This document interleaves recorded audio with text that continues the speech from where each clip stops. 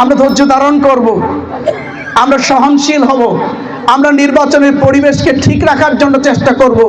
কিন্তু কেউ এই ধৈর্যকে যদি দুর্বলতা মনে করেন তাহলে ভুল করবেন। এই জামায়াত ইসলামী ছাত্র শিবির যখন জেগে উঠবে পালানোর জায়গা পর্যন্ত পাবেন না ইনশাআল্লাহ। সুতরাং সবার জন্য সমান ফিল যেন থাকে, কেউ কাউকে বাধা দিবে না। আমি চ্যালেঞ্জ করে বলবো, জামায়াত ইসলামী এবং ছাত্র শিবিরের একজন কর্মীও কোথাও কাউকে ভোট চাইতে বাধা দেয় না। আমরা চাই সবাই সমানভাবে নির্বাচনে কাজ করবে, সবাই ভোটারদের কাছে তাদের আহ্বান তুলে ধরবে, তাদের কাজ তুলে ধরবে, তারা সামনে কি করতে চায় তা তুলে ধরবে।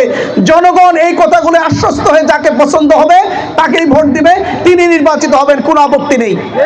কিন্তু ভোটের আগেই, নির্বাচিত হওয়ার আগেই বাধা দিবেন, হুমকি দিবেন, অমুক দলকে, অমুক শীষকে, অমুক মার্কাকে ভোট না দিলে এই হবে সেই হবে, এই কথা আমরা আর শুনতে চাই না। আমি স্পষ্ট করে বলছি, সারা বাংলাদেশের মানুষ জেগে উঠেছে। 12 তারিখের পরেই বুঝবেন দেশের অবস্থা কি। 12 তারিখে ব্যালট বিপ্লবের মধ্য দিয়ে এদেশের মানুষ বুঝিয়ে দেবে তারা কিভাবে নিজেদের হৃদয়ের মধ্যে সেই সুপ্ত বাসনা লুকিয়ে রেখেছিল। আমরা কাজ করতে চাই, আমরা চাঁদাবাজি পছন্দ করি না, আমরা দুর্নীতি পছন্দ করি না, আমরা মানুষ ঠকানো পছন্দ করি না, আমরা মানুষকে হুমকি ধুমকি পছন্দ করি না।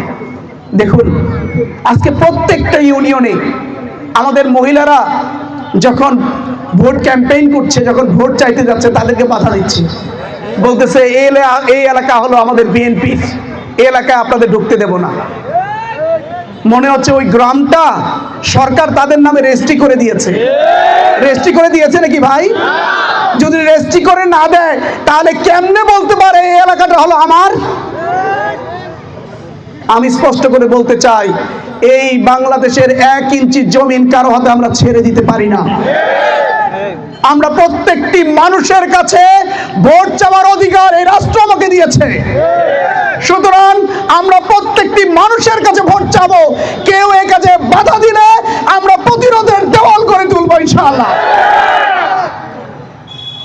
গত কয়েকদিন ধরে, গতকালকেও সিনেমাতে, তার আগের দিন বড়গাতেও এরকম ঘটনা ঘটেছে। স্বাধীনতার পরবর্তী 54 বছরে যে রাজনীতি আমরা দেখেছি, এই রাজনীতির কবলে পড়ে হাজার হাজার মানুষের প্রাণ গেছে, হাজার হাজার লক্ষ লক্ষ মানুষের রক্ত ঝরেছে, লক্ষ লক্ষ মানুষকে দিনের পর দিন, বছরের পর বছর জেল খাটতে হয়েছে। এটাই হলো স্বাধীনতার পরবর্তী থেকে শুরু করে 5ই আগস্টের পূর্ব পর্যন্ত রাজনৈতিক কালচার। দুর্নীতি, চাঁদাবাজি, টেন্ডারবাজি ছিল এই 54 বছরের রাজনীতির মূল উৎস। আমরা ভেবেছিলাম 5ই আগস্টের পরে এই দুরবস্থা হয়তো কেটে যাবে, আমরা হয়তো ভালো একটা কিছু দেখতে পাবো, কিন্তু সে আশাও গুড়ে বালি। 5ই আগস্টের আগে আমরা যেভাবে চাঁদাবাজি দেখেছিলাম, যেভাবে দুর্নীতি দেখেছিলাম, যেভাবে টেন্ডারবাজি দেখেছিলাম, যেভাবে জুলুমবাজ দেখেছিলাম, 5ই আগস্টের পরে শুধু হাত বদল হয়েছে, কিন্তু কাজের কোনো পরিবর্তন হয়নি। আজকে যদি বলি আপনাদেরকে, এই যে হাটটি দেখছেন, রাজাকার হাট, পাটিয়াটাঙ্গির হাট, 5ই আগস্টের পরে এই হাটটি ব্যাপকভাবে লুটপাট হয়েছে, ভাঙচুর হয়েছে। কি ভাই, আমি ঠিক বলেছি? এই লুটপাটের সাথে কারা জড়িত ছিল, এই ভাঙচুরের সাথে কারা জড়িত ছিল, আপনারা খুব ভালো করে তাদেরকে চিনেন এবং জানেন। আমি আজকের এই রাজাগা ইউনিয়নের আপামর জনতাকে আমি প্রশ্ন রাখছি, যারা আপনাদের দোকান ভাঙচুর করেছে, যারা আপনাদের দোকান লুটপাট করেছে, গভীর অন্ধকারে যারা আপনাদের বাসাবাড়ি লুটপাট করেছে, যারা আমাদের হিন্দু সম্প্রদায়ের বাড়িগুলো লুটপাট করেছে, তাদের স্বর্ণ গহনাগার লুটপাট করেছে, জুলুম নির্যাতন চালিয়েছে, মিথ্যা মামলা দিয়ে 1 বছর ধরে যারা আমাদেরকে, এই এলাকার মানুষগুলোকে যারা জ্বালাতন করেছে, আপনারা কি আবারও তাদেরকে সেই ভোট দিয়ে বিজয় করবেন নাকি তাদেরকে প্রত্যাখ্যান করবেন? এই সিদ্ধান্ত আপনার, এই সিদ্ধান্ত আপনাদের। যদি মনে করেন এই চাঁদাবাজি অব্যাহত থাকুক, এই দুর্নীতি অব্যাহত থাকুক, এই জুলুম অব্যাহত থাকুক, কৃষকরা বঞ্চিত হতেই থাকুক, তাহলে আবার তাদেরকে ভোট দেবেন।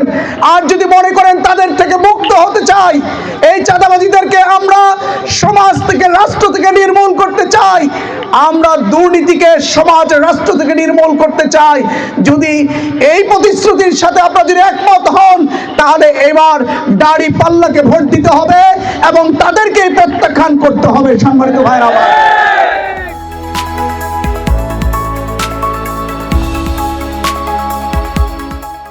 দিনাজপুর টিভি, মানুষের জীবনের কথা বলে।